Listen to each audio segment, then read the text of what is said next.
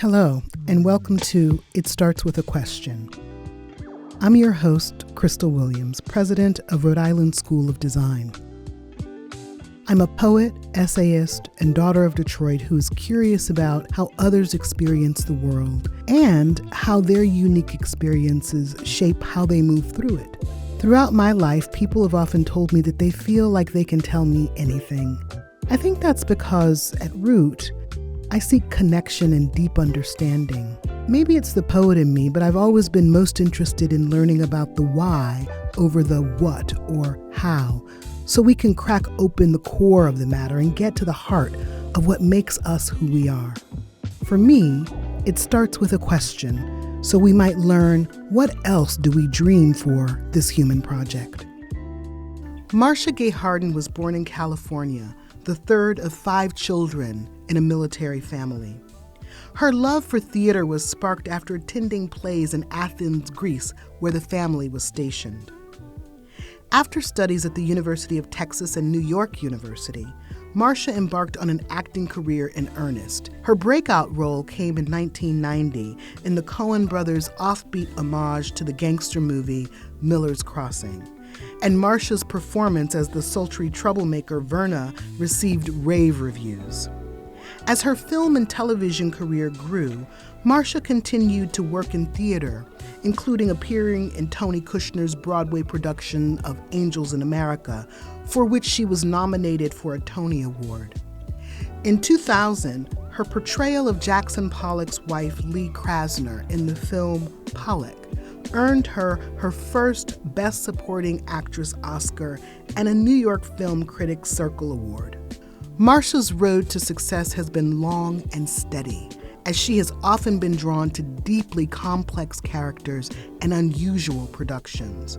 Her curiosity about what drives and informs our humanity can make an otherwise quotidian performance electrifying and elevate mediocre material to profound and transformative.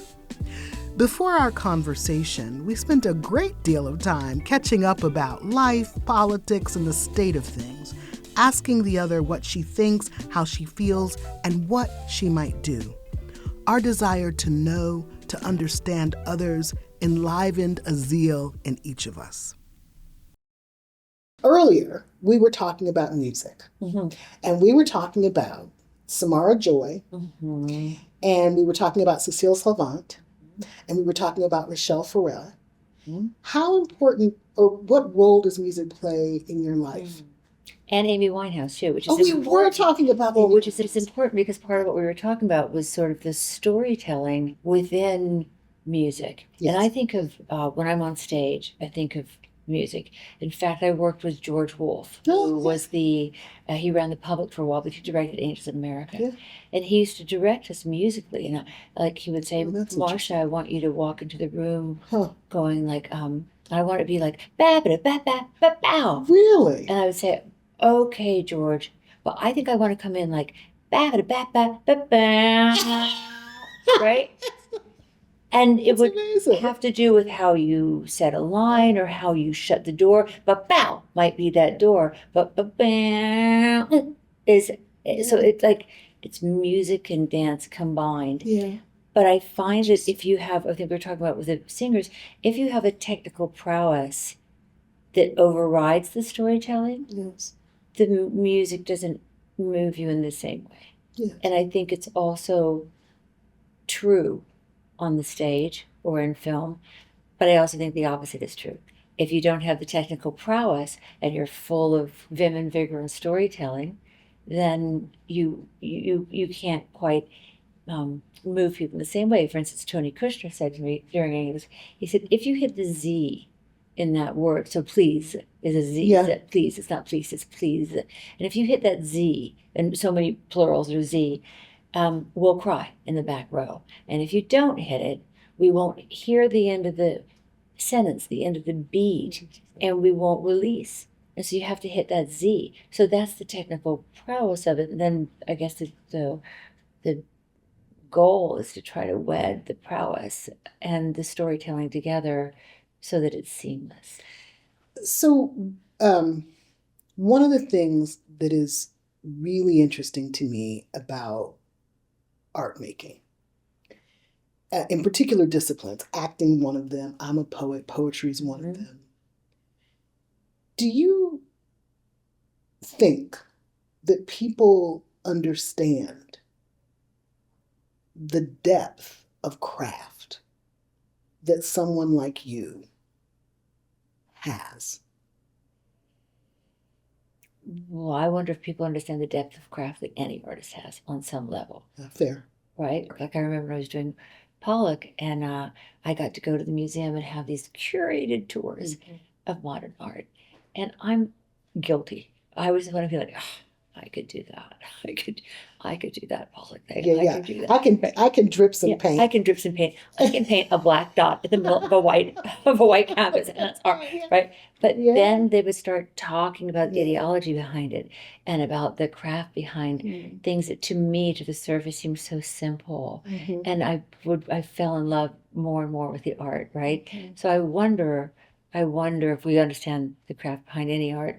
But I don't think people do understand it because there is a sense that anybody could be an actor. You know that thing? Yeah, I can pretend to be my Aunt Joan. Yeah, we do as kids. Yeah, that's right. Playing and play acting, and if that's half of what it is, playing and remembering how to play and pretend. So all of that can be without craft. But I think what people don't understand, like in poetry, we've all read bad poetry, but when you have poetry that sings, again, it's musical because it's putting pauses and spaces, as is art, as is negative space in art. It's putting pauses and spaces in sound, and that does something interiorly to you as you're listening to it. It elicits and evokes memory, or it elicits emotion. So I don't think people quite understand it, but I think the goal is that it's okay if they don't. Right? No, interesting. You kind of don't really want them to go, oh, look how she hit that Z. And then because that's not. Yeah, then you're out of the story. Now you're acting. Right. Now it's like you're watching. Theater was a first love. And I went to school, high school, and was in the performing arts track, and acting was and then I went to college for acting. Okay. And my goal had been to be an actor. That was the goal. That's why I moved to New York. And then I started writing poems, and got up with your voice. You have a beautiful voice. You have resonance, and it's quite beautiful to listen to. Thank you. That's the many years of musicality and theater training and forensics and oratorical declamation and reciting poems. So that's what that is. But the reason I'm interested in this question of craft is, and I was on my way just to saying, so, when I'm in New York particularly, theater is where sort of I go. It's my happy place. And one of the measures that I use for real admiration of craftspeople is the extent to which they're able to invite me into and hold me in their story that is on the stage. And sometimes the acting gets in the way. And that to me is a failure of craft. And direction, probably. Yes. Yeah, right. Because, all of it together. Right? Yeah, that's right.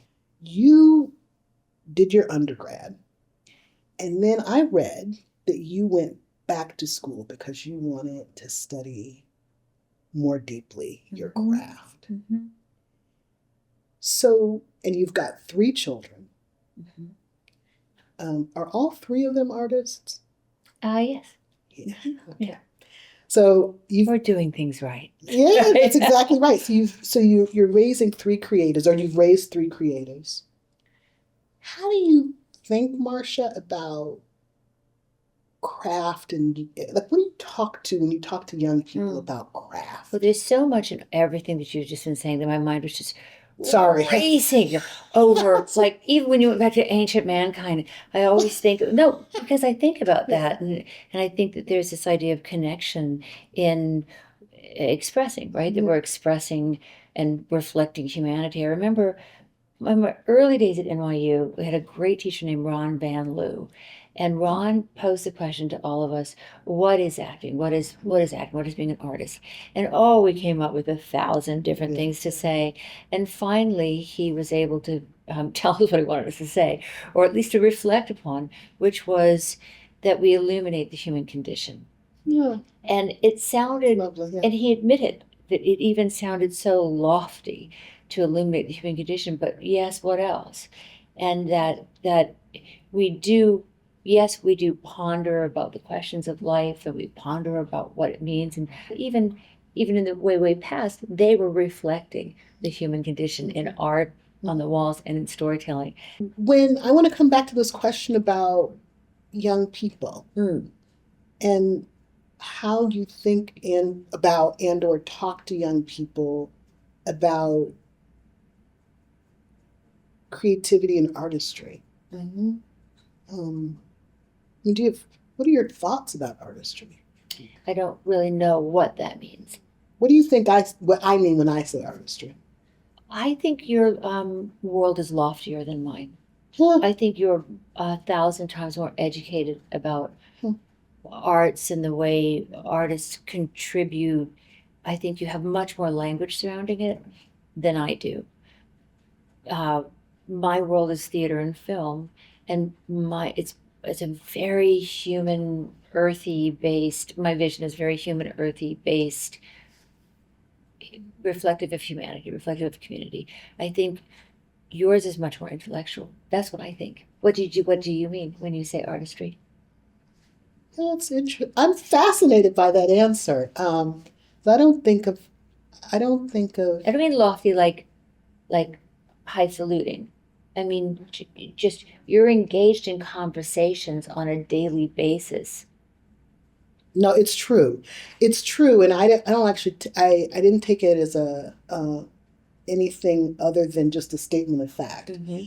But it reminds me. I harken back to a conversation that I had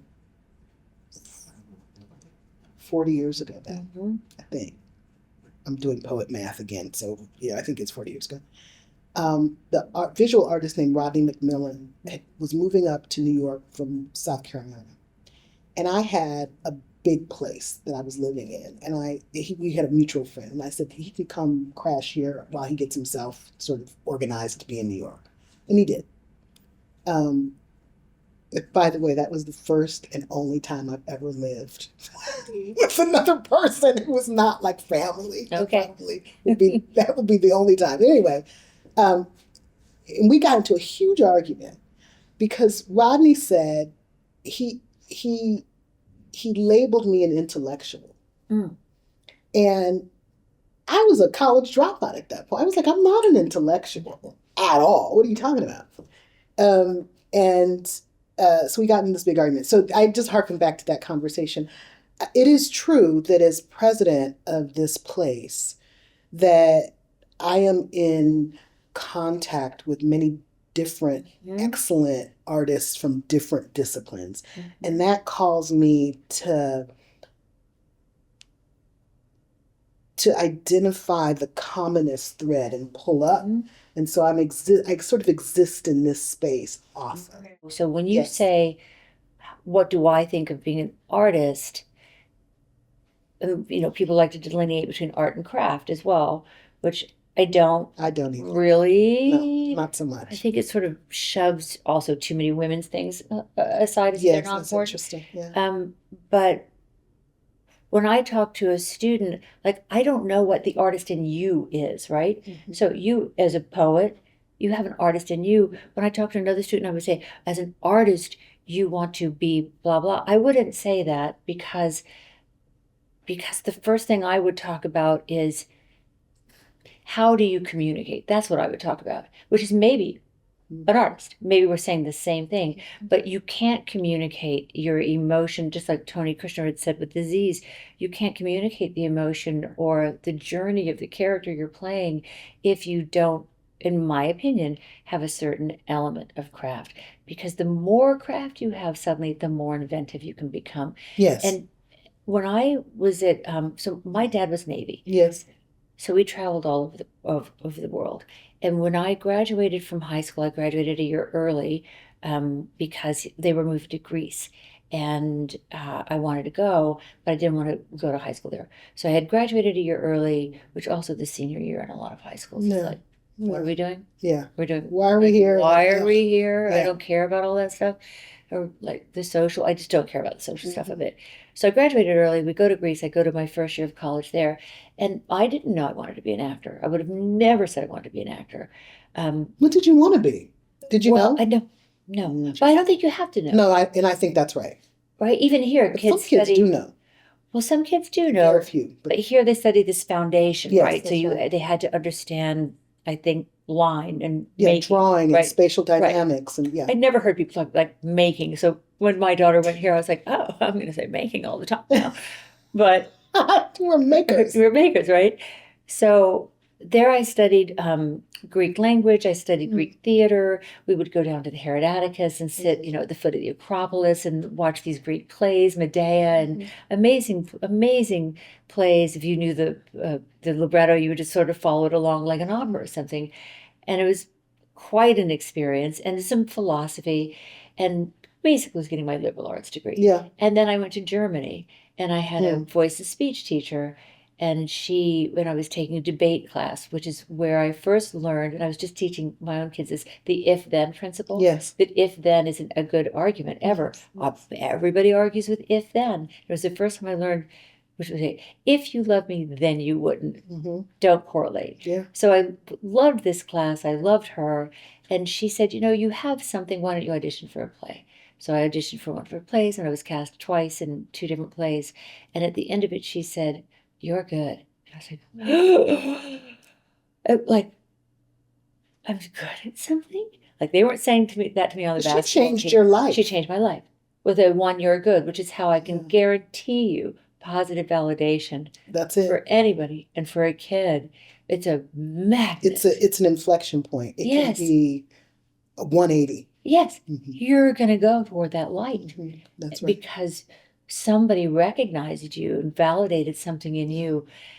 But then I went to UT and I thought, I would love to study University of Texas. I would love to study either being a diplomat, so political sciences, because I'd met some really great diplomats through my dad, a cultural attaché, whose job was to bring American culture to Greece and bring Greek culture to the States. And I thought, that's kind of fun. It's really what an actor does as well, but communicating culture. I thought, I really like that. And I also like theater, so I'm going to do a joint degree. And very quickly, it was just a theater degree, because the first play I was cast in, I realized I had no craft. None whatsoever. What caused you to recognize that? I didn't know how to approach character. I was on stage feeling a lot and emoting a lot, but I don't know that I was sort of successful in telling the story of the character. I played Sonia in Uncle Vanya, and I could feel. I had a gift for feeling. I had an emotional gift, and I could use it. But how could I sculpt it? Yes. Then I had a teacher, Lee Abraham, and Lee began to help me learn how to break down a script. I think one of the most interesting things he said was, you read, first of all, everything the playwright says about you. How do you know who you are? Everything the playwright says about you. Everything the other characters in the play say about you, and everything you say about you. The you here is the character. The you is the character. So that's interesting. That's right. Yeah. The UMGH melds the experience of my life. Pulls all of that together. All of it together, right? The character does not have a voice until I open my mouth with it. And then it's many people played many different Medeas and many different, great characters that we know, and repetitive characters, or in film, just that one character was cast. That's why film directors will often say casting is everything. They will say that casting is everything. So it's interesting to me, this question about sculpting, because like you, when I was a young poet, I had a teacher who actually sat me in her office, and she said, you have a facility with sound and language. So you're always going to be able to put something on the page that sounds good, and that will get you along. Mm-hmm. The question is, do you want to actually do the work of being a poet? And being a poet is much more than just a facility with sound and language. You actually have to do emotional work. And then you've got to sculpt that work on the page. Mm-hmm. And it was a transformative moment because there was a decision that I had to make. I felt like, sometimes people tell you the truth, Mm-hmm. and it's a hard truth. I'm in awe that she was able to say that to me because it's a hard thing to say. Like, yeah, you're good at that. And you can be good, but you could also be great, and you're not doing the work. I have a question for people who don't know the world of poetry. Yeah. Because you're also talking about sound. Yes. Which means there's a performative element to it, right? There's a sound to it. Yes. So could you be a great poet if you never opened your mouth and spoke your own poetry? Absolutely. So are we talking about the sound that the brain interprets when they read the poem? Yes, but in the same way that Kushner said to you, if you do X with that Z, Mm-hmm. you will elicit this response. Mm-hmm. I've had really profoundly important teachers say to me, do you hear the music on this line Mm-hmm. that is off by, Mm-hmm. it's off. And I can hear it, and then I can change it. Mm-hmm. You can hear it when you read it. I can also hear music without saying it aloud. Right. So it's like reading music. It is music. Right. Yeah. And there are some, so a good example of this is outside of poetry. There was a moment in Toni Morrison's corpus Mm-hmm. of work where she changed her music. Mm-hmm. She changed the formulation of her lines, of her sentences. She changed the length of the lines. She changed, in some level, the vocabulary, and the music transformed. And I hated it. Uh-huh. I was like, this is terrible music. But I'm not reading the words out loud. I'm reading a novel. But I know that the music, the music that is generated internally when I'm reading is not music I care to hold in my body. Is that? It's fascinating. And you hated it because do you think it was more demanding in that moment? Well, it was certainly more demanding in that I found it so unpalatable that I didn't want to, what she was doing with language, I later learned, I think from interviews with her, is it was a conscious choice. She was trying to insert dissonance. Mm-hmm. Oh, that's why you hated it. Because I don't like dissonant jazz. I like harmonious music. That's exactly I right. don't like fusion. Yes. It jars me. Right. And I don't want to be jarred by it. That's exactly right.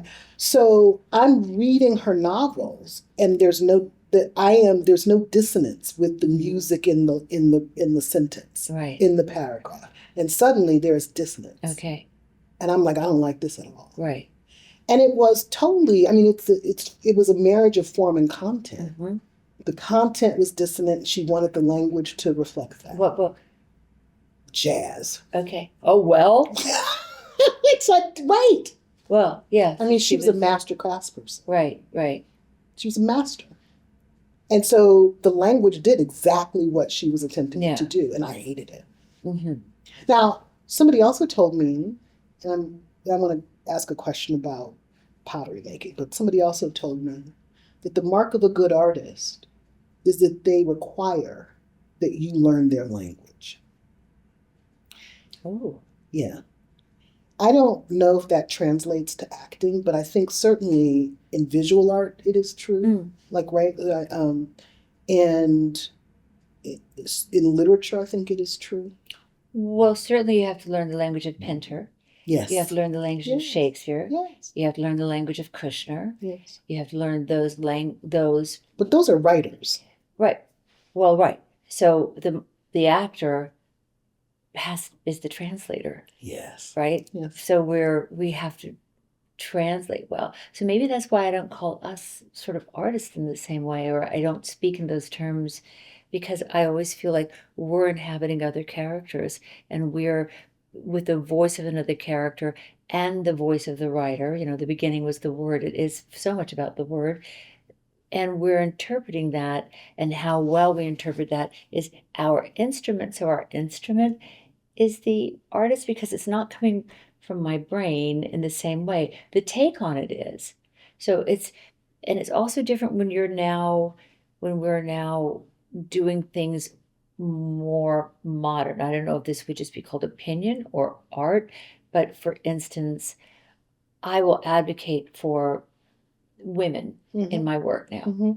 I'm not going to say that makes me an artist, but I would say I'm known for wanting to have simple things for women represented. For instance, that if my character gets in the car and there's a guy as well with me, he's not automatically driving just because he's the guy. I'm like, well, it's my character's car. Yeah, why wouldn't I be driving? Why would I drive my own car? Right, yeah. So, does that still happen? I mean, really? Yeah, no, all the time. It's outrageous. But it's insidious, sort of how embedded those things are, right? And it's also ageist. Don't you want the younger one? No, I don't want the younger one to drive. We've already established the younger one is a terrible driver. Right, yeah. I want to go back, if we can, Marcia, to this question about makers in art and acting. And so you are an actor, but you also are a potter. So you're a ceramic artist. You make, in fact, there was a beautiful thing that you just gave me. It's gorgeous.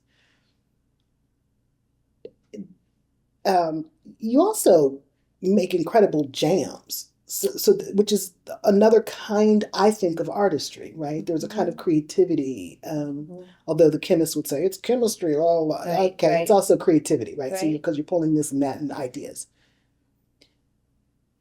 To you, what is the difference between, and I don't actually necessarily mean the technical differences. I mean, how do you think about being a ceramic artist, a potter, differently than you think about being an actor? I do. What are the differences then for you? It's a kind of storytelling that's different.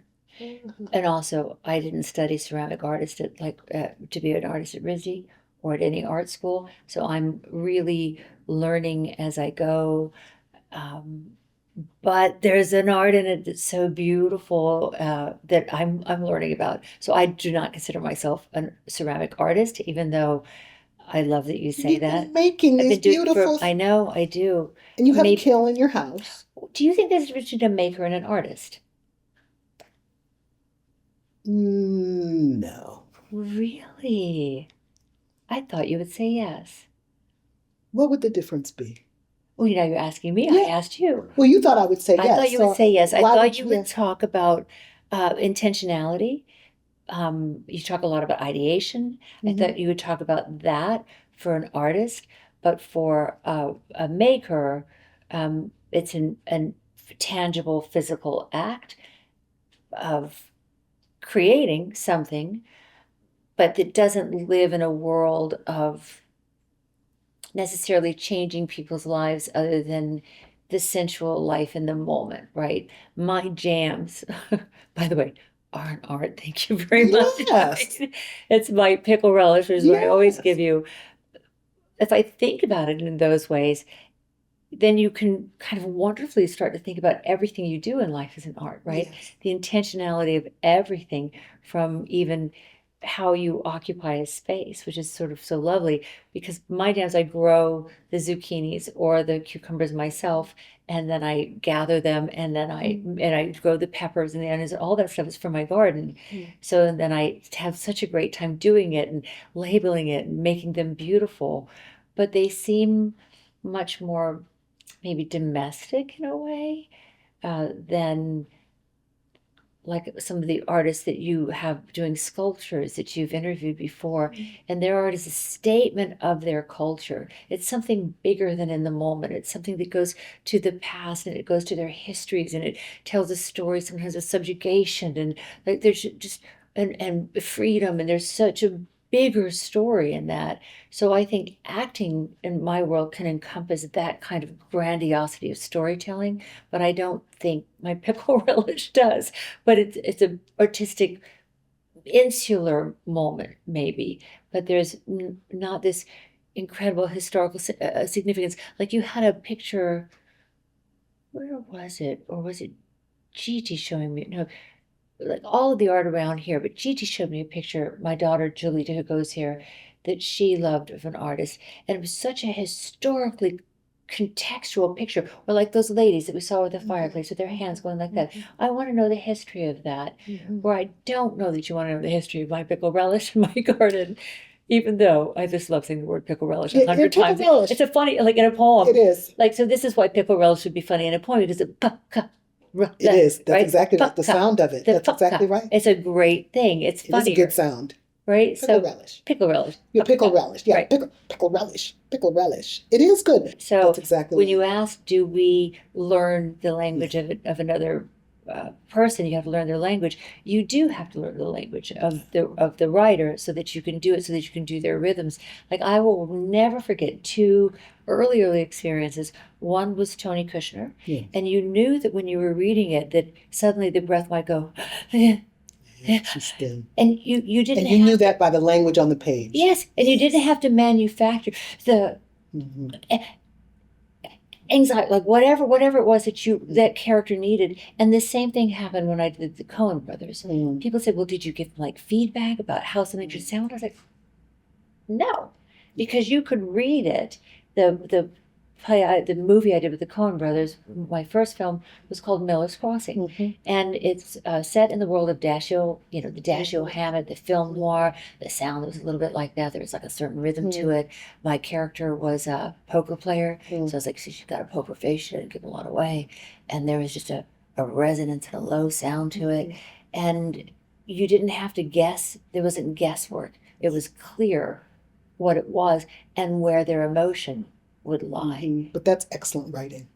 But that's excellent artistry. I just had to recently turn down something that I wasn't sure about the politics of it, but also when I looked at it, I was like, the work that an actor is going to have to do to make these emotional connections. Because she cries, but it's like, it's just not earned. Like, what happened in the script that got us to this point?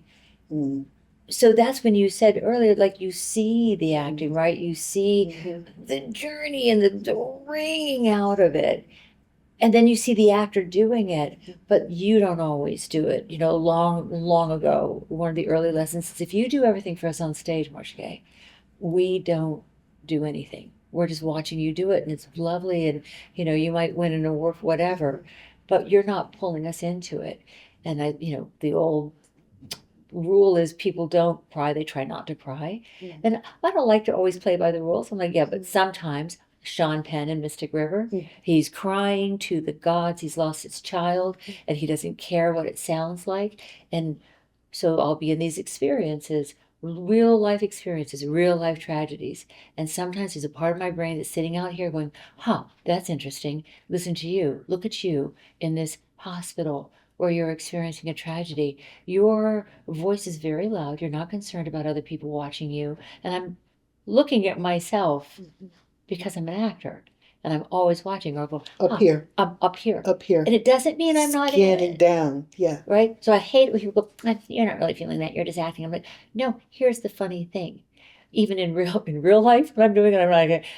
And on stage, I'm also really feeling it, just the way you would be experiencing it in real life. It's one thing if you're in the chaos of your own life and you're sort of, navigating it. It's another thing to be in the chaos of two lives at once. Right. You have to work very hard not to, because there is a hangover, right? You're hung over from your character on some level, when you go home.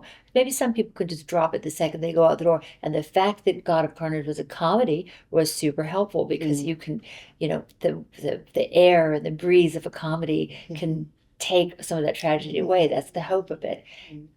But I would be hungover from that anger. And what would happen is that you could go from 0 to 60 very quickly. Whereas in normal life, those things wouldn't trigger you. You could be triggered. I would be triggered very quickly from the hangover of it.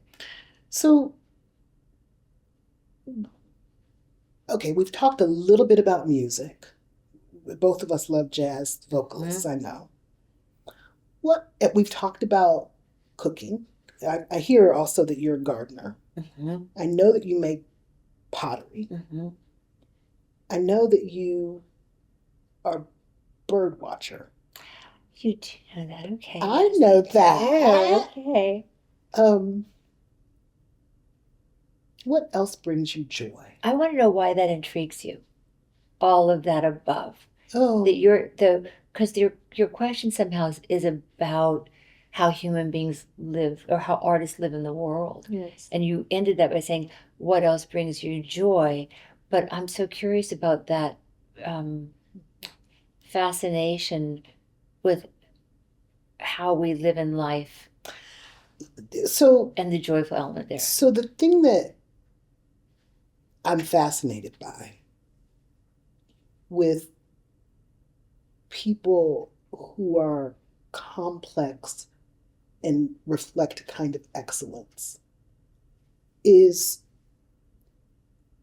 the ways in which they engage and hold multiple inputs, right? That your life is so replete with kinds of creative endeavor and moments of deep introspection, and which I think all of those things do. I think to find great beauty in the natural world, in birds, to watch a heron, unfold itself. Do you know how big their wingspans are? I do. Enormous. They're unbelievable. Yeah. And then to take off in the way that they do. I just think that being able to do all that, to be able to grow, to envision and then to grow something, and to have a sense of how to make something out of that. Right? To me, you're making all the time. That's what is interesting to me. It's everything you say sort of makes me want to cry on some level, because I feel like it's about this love of earth and this love of nature and this resplendent beauty of nature, love of life and all of us in it, and being a love of being human in life. Gratefulness. I know, like my kids, one of my happiest moments was we were walking around the lake, and one of my kids said, "Mom, red-winged blackbird." I was like, oh, exactly. Oh my God, I'm doing it. I did it. Or they'll go, eagle. The eagle flies overhead in the lake, and that there's just this awareness of the world we live in and of nature, and how synchronistic nature is, and how like a fern, each leaf on a fern is like a microcosm of the one that was just bigger than it. Yes. And it's all so beautiful. And what does that symbolism mean? And like, you remember my mother did Japanese flower arranging. Yeah. So I have a love of learning, which is maybe nothing more than saying I'm the kid who wants to go, hey, move over. Let me try that. I want to try that. Because honestly, so beautiful. It could be fixing a car. And And if someone's showing, I want to know, what are you doing? When I got divorced, can I tell you, when I got divorced, I became an HVAC expert. What do you mean you became an HVAC expert? Because normally we're like, the heater's not working, honey, and honey he goes trudges and does it. And my ex is quite smart, and he's a wonderful maker himself. But he would do everything. And so now I'm at this lake house that is when it's winter, you have to drain the pipes and That's you have right. to figure out the heating system and you have to do this. That's And we it. had this old German heating system. It was a nightmare. I was like, I don't want that heating system anymore. So when the guys would come over, you know, I do know. okay, Yeah. there's a lot of sway Yeah, that's right. about how it works and everything. Yeah. And I'm like, well, explain it to me. There's a lot of that. Yeah. But now the ones that I kept, they know. Yep. MGH likes to know about it. Yep. Don't roll your eyes. That's exactly right. Teach her about it because she wants to know. And then you realize that when you hear a little sound, you go, well, it sounds like a this in the system, and maybe the this and this is not connecting to that. Well, or just working backwards. Okay, well, if this pipe isn't working, is it a problem earlier in the system, or should we take even to say the words earlier in the system? That's exactly right. When you're talking about, you get a gold star for that because that's a lot. Right. So you figure out these things and it feels good, not as a matter of macho pride, which there's always an element of that a little bit when you enter a world that was typically dominated by someone else and you're able to be okay in it. But just there's a sense of I know this house, which is a living, breathing thing, and I can help figure it out. And it's my house. And it's my house. It's my house. And obviously, not always. I'm going to call these experts in, but I know enough about it that I'm not just going, I mean, I will say if I had to change a tire, I haven't asked myself to learn enough about that. But thank God, hey Siri, what do I do first? And then I would. How about that? Like I like getting my hands dirty and figuring things out. So this reminds me of something.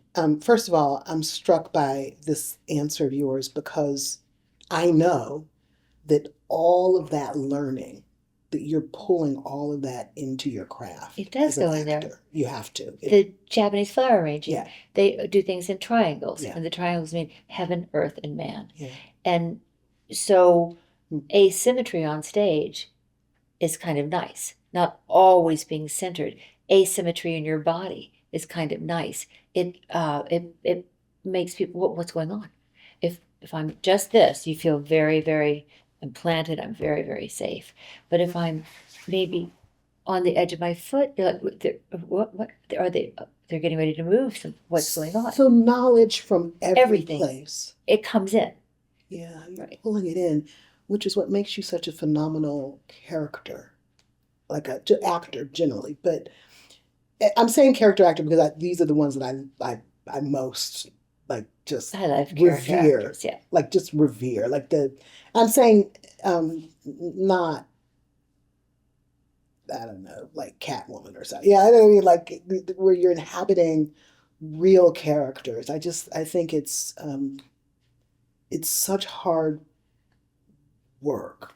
Well, we spoke earlier on about illuminate the human condition. Yes. So I think if you don't recognize yourself in the character, even if it's a murderer, even if you don't recognize humanity in the character, if you don't recognize them at all, I don't know that it elicits the kind of emotion that you and I like to experience, which is why in an action film, you may not, because they're superheroes, they're not quite real. And when you might experience something in those films is when they actually play with what we would recognize as human emotion, right? So like Wolverine. Right. Typically has some sort of level of emotional depth because he's, wounded and da-da-da-da. Yeah. Also Hugh Jackman. Well, Hugh. Sorry. Such a wonderful stage actor as well. Yeah. But that's when I think we learn something from the character. Like I played this woman who had Munchausen's, and she was an awful woman. She was awful to her daughter.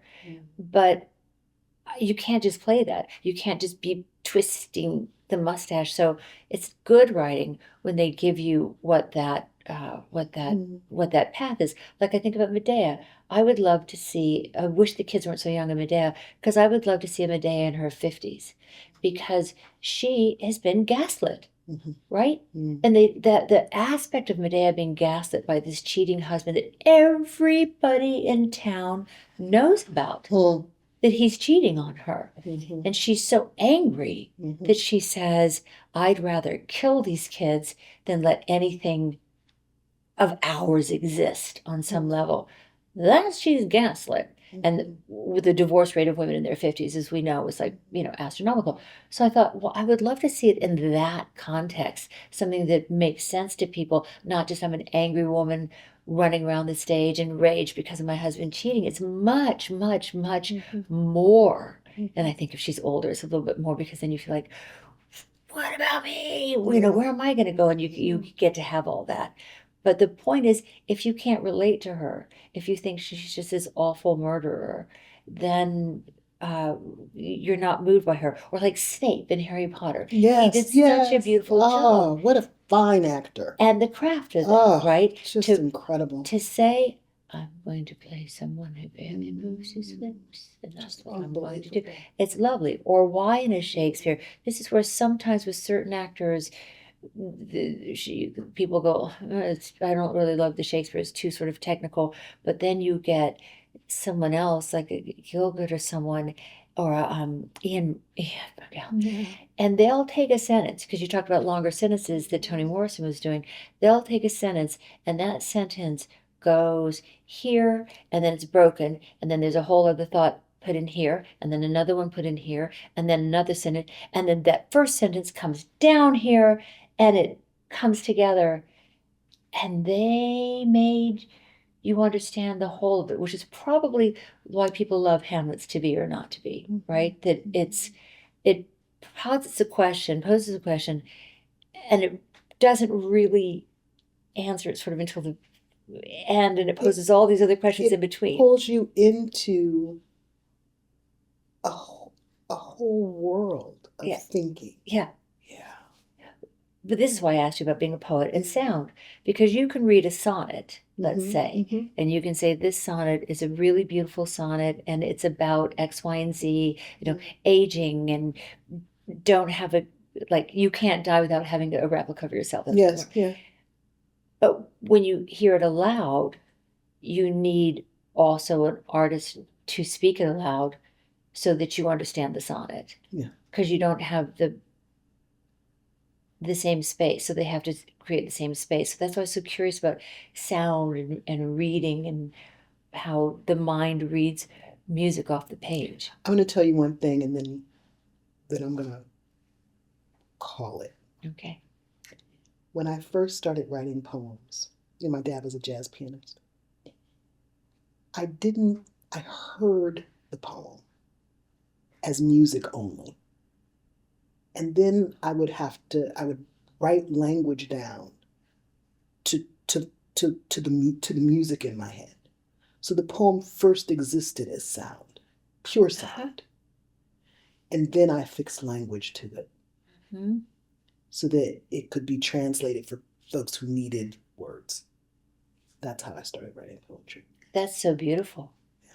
In some other weird connection, if I'm writing a particularly emotional or difficult passage or paragraph that my character's going to say, I might say, I don't want, and I'll write the want enormously to go, because I'm sort of tracking the visual as well as the sound of what that is. If a word is visual as well, right? So we started by talking about music, and we end by talking about music. Well, it's been so lovely talking to you. Thank you. Joy. Thank you. Thank you again, Marcia, for joining me for this conversation. I am always inspired by your passion, compassion, and wide-ranging creative impulses. Join me next time for more inspiration and insight on It Starts With a Question. In the meantime, keep up with Marcia at MGH_8 on Instagram, and follow me on Instagram at Crystal Ann Williams. Learn more about RISD at risd.edu.